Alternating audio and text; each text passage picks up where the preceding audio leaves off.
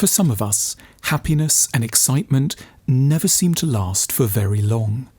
Every time we finally take pride in ourselves and develop a confidence about the future, something adverse seems to happen within a relatively short order. It might be something that we find ourselves actively doing that collapses our spirits, or we start to worry acutely about a matter that suddenly enters our minds, or an incident occurs from out of the blue that unsettles us. Maybe we read something online that seems mean-minded and worrying, or we catch sight of ourselves in the mirror and feel repulsed, or we suddenly think of something we said or did 7.5 years ago that may have been misinterpreted and misconstrued and start to panic. Or, by some odd impulse that we really don't understand and so can't resist, we do something foolish and contrary to our normal values, which brings on guilt and shame. And as a result, we are brought back down to earth fairly sharply. We end up, only hours or days after the good mood began, in a familiar place of fear, anxiety and disappointment. It can be as if, without quite realizing it, we are operating under some sort of secret law. Thou shalt never be exuberant. Thou shalt never live life too much to the full. Thou shalt never be too happy. Thou shalt not believe in yourself. Thou shalt worry a lot. Where might such perverse and sad edicts have come from?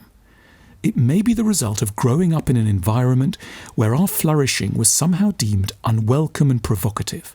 Had we ever been too conspicuously happy, we might have upset a parent who was battling a sense of despair or resignation and was furious at the deprivations they had once had to endure. We may have grown up to associate a low, fearful mood with safety.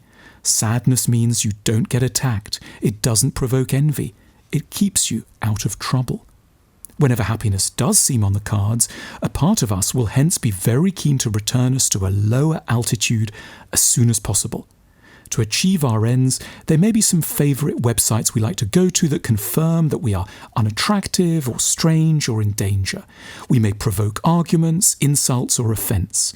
We've got a repertoire of secret skills to wipe the smile off our own faces.